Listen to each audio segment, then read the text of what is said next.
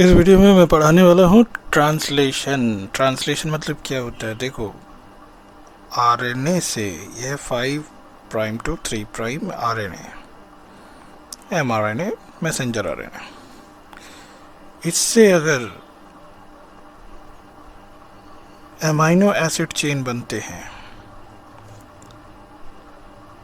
ये amino acid chain है, इसी को हम लोग बोलते हैं प्रोटीन। और एमआरएनए से प्रोटीन बनने को बोलते हैं ट्रांसलेशन। ठीक है, तो इसके स्टेप्स क्या क्या है ये हमें समझने पड़ेंगे, और इसमें कौन कौन सी चीज़ें हमें लगेंगी वो हमें जानना है। सबसे पहले हमें एक टेम्पलेट चाहिए, वो हमारे पास है, वो है एमआरएनए।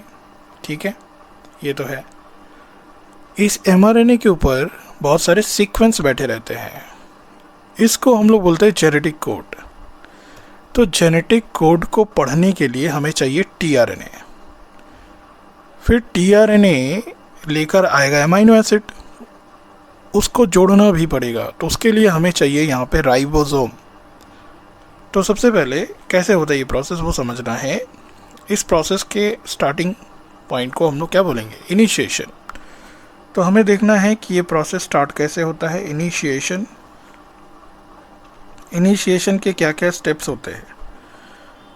तो सबसे पहले अमाइनो एसिड जो होता है, इनिशिएशन के अंदर अमाइनो एसिड को एक्टिवेट करना पड़ता है, तो उसको हम लोग बोलते हैं एक्टिवेशन ऑफ अमाइनो एसिड। ठीक है, तो इसको हम लोग बोलेंगे अमाइनो एसिड एक्टिवेशन। देखो ये कैसे होता है, यहाँ पे अमाइनो एसिड है मान लो, इसके साथ एटीपी आकर बाइंड कर जाएगा। तो अमाइनो एसिड के साथ एटीपी आकर बाइंड कर गया, तो भाई ये हो गया हमारा अमाइनो एसिड एक्टिवेशन। दूसरा स्टेप होता है, उसको बोलते हैं charging of tRNA. Charging of tRNA, इसमें क्या होगा, ये जो टीआरएनए है यानी ट्रांसफर आरएनए है, ये आकर इस कॉम्प्लेक्स से बाइंड करेगा, और इसका अमाइनो एसिड जो है ये जाकर टीआरएनए को बाइंड कर लेगा। एटीपी यहाँ से हट जाएगा, अलग हो जाएगा। तो देखो टीआरएनए के साथ अब ये जो अमाइनो एसिड है बाइंड कर चुका है, और एटीपी एडीपी बनकर यहाँ से अलग हो गया। इसी को बोलते हैं चार्ज्ड टीआरएनए, और स्टेप को बोलेंगे चार्जिंग ऑफ टीआरएनए। ठीक है, मेरे हिसाब से क्लियर हो गया होगा। तो टीआरएनए मान लो भाई ये इस तरह से देखने में होता है, ऐसे करके स्ट्रक्चर होता है, तो इसके ऊपर एक अमाइनो एसिड ऐसे बैठ गया, इसका मतलब ये है। अब ये जो चीज़ है ये आकर एमआरएनए के स्टार्टिंग पॉइंट पे एक जेनेटिक कोड है, उसको बोलते हैं AUG। तो यहाँ पे AUG कोड है, इसको बोलते हैं स्टार्टिंग कोडोन। यहाँ पे सबसे पहले राइबोसोम का स्मॉल सब यूनिट बाइंड करता है, फिर राइबोसोम का लार्ज सब यूनिट बाइंड करता है, और इसके दो साइट्स होते हैं, एक होता है पेयरिंग साइट, एक होता है ए साइट। तो यहाँ पर होता है ए साइट, और इस पॉइंट पे होता है ये पेयरिंग साइट। तो मान लो ये ए साइट है, ये पी साइट है। ठीक है, सो पेयरिंग साइट पे आकर ये जो टीआरएनए है बैठेगा, और ये जो टीआरएनए है इसके पास एक साइट है, इसको बोलते हैं एंटी कोडॉन साइट। तो एंटी कोडॉन साइट पहले इसको रीड करेगा कि यहाँ पे कौन से जेनेटिक कोड बैठे हुए हैं, उसी अमाइनो एसिड को ये पकड़ के लाएगा। ठीक है, यहाँ पे आकर फिर ये सेट होगा। तो मान लो ये जो AUG है, तो इसका यहाँ पे एंटी कोडॉन उल्टा बनेगा, यानी ये AUG है तो ए का उल्टा यहाँ पे हो गया, चूँकि ये आरएनए है तो यहाँ पर आरएनए में T नहीं होता, मैंने बताया U होता है, U होगा, और U का उल्टा A होगा, और G का उल्टा C होगा। तो ये आएगा UAC मतलब यहाँ पे फर्स्ट जो जेनेटिक कोड के हिसाब से ये होगा मिथियोनिन। ठीक है, उसको लेकर ये चलाएगा फर्स्ट अमाइनो एसिड्स। तो ये सारे पॉइंट मैंने बताए थे इनिशिएशन के। अब ये जो पहला आ रहा है ये इलोंगेशन वाले फेज में आएगा, उसको बोलेंगे इलोंगेशन। ठीक है, तो इलोंगेशन में हमारा ये मान लो ये पहला वाला यहाँ पर है AUG, तो इसके उल्टा वाला इसको रीड करने वाला है अमाइनो एसिड, ऐसे tRNA अमाइनो एसिड लेकर चला आया, ठीक है, ऐसे करके हो गया। अब AUG के मान लो पास में है UUU मतलब होता है फिनाइल एलानिन, अगला यहाँ पे जेनेटिक कोड बैठा हुआ है। और उसके बाद बाहर एक और हम लोग बना देते हैं, ये बाहर है राइबोसोम के, इसको हम लोग GAG पकड़ लेते हैं। GAG मतलब होता है ग्लूटामिक एसिड सपोज।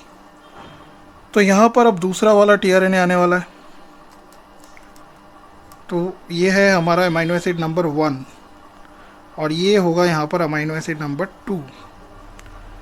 तो अगर ये GUU है तो ये U को पढ़ने वाला उल्टा यहाँ पे क्या होने वाला है बताओ?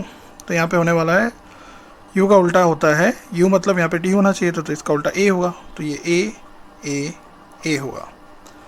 अभी आकर 2 नंबर पोजीशन पे ऐसे करके बैठ जाएगा।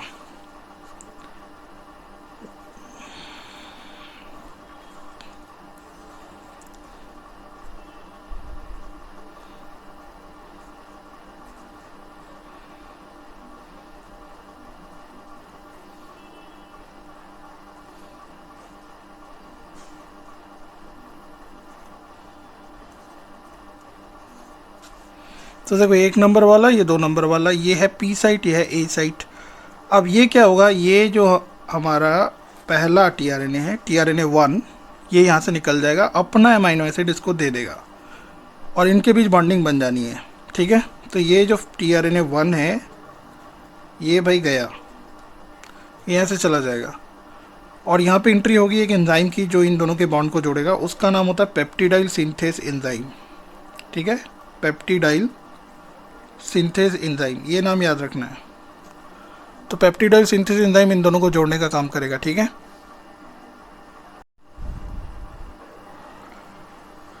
तो भाई अब क्या होना है, देखो आगे बढ़ते हैं। ये हमारा RNA, तो मैंने बताया कि यहाँ पर हमारा ये जो P साइड है जहाँ पे है हमारा UUU, पहले था AUG 1 नंबर पे, 2 नंबर पे UUU हमने रखा है और यहाँ पे हमारा tRNA बैठा हुआ है। ये दूसरा नंबर अमाइनो एसिड लाया था, 1 नंबर वाला आके अब इससे जुड़ गया। किसने जोड़ा? पेप्टिडाइल सिंथेस एंजाइम ने जोड़ा, तो यहाँ पे एक पेप्टाइड बन गया, देखो छोटा सा। अब बाहर हमने एक कोड रखा था वो है GAG सपोज, तो GAG अब स्टोरी आगे बढ़ रही है। अब ये जो राइबोसोम है पूरा का पूरा, ये एक स्टेप आगे शिफ्ट होगा, ठीक है, एक स्टेप आगे शिफ्ट होगा राइबोसोम। तो ध्यान से देखना है, इसको बोलते हैं राइबोसोम शिफ्ट। राइबोसोम शिफ्ट, इस घटना को राइबोसोम शिफ्ट बोलते हैं। तो राइबोसोम जब शिफ्ट होगा तो क्या होगा? तो राइबोसोम जब शिफ्ट होगा तो यहाँ पर ये हमारा GAG जो बाहर है वो अंदर आ जाएगा। तो राइबोसोम थोड़ा सा आगे बढ़ गया, है ना, ऐसे राइबोसोम आगे बढ़ गया। तो आगे बढ़ने की वजह से अब देखो ये AUG जो है एकदम कॉर्नर साइड में आ गया, UUU थोड़ा सा मिडिल में आ गया और ये जो बाहर था GAG ये अंदर आ गया। और 2 नंबर देखो ये मिडिल में आ चुका है, 2 और 1 वाली तो है इसके पास, और यहाँ पे देखो ये अंदर आ चुका है। तो यहाँ पर अब tRNA नंबर 3 की एंट्री होगी विद अमाइनो एसिड नंबर 3। फिर से अगले स्टेप में हम लोग देखेंगे ये जो tRNA नंबर 2 है, tRNA 2, ये गया बाहर, ये चला जाएगा अपने 2 अमाइनो एसिड इसको थमा जाएगा, ठीक है।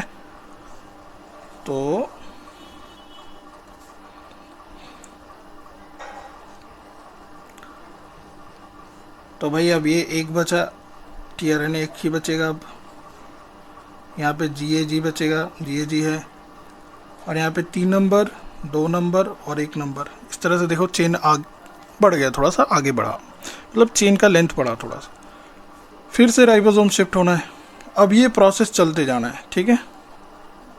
राइबोसोम इस तरह से ये प्रोसेस चलते जाना है, राइबोसोम यहाँ से शिफ्ट होगा, तो राइबोसोम शिफ्ट होते होते यहाँ पे पहुँचेगा एकदम टर्मिनल पोजीशन पे, और यहाँ पे एक लंबा सा चेन इसके सिर पे, जो लास्ट टीआरएनए होगा उसके सिर पे दिखाई देगा। तो अब हम लोग देखेंगे कि टर्मिनेशन कैसे होता है।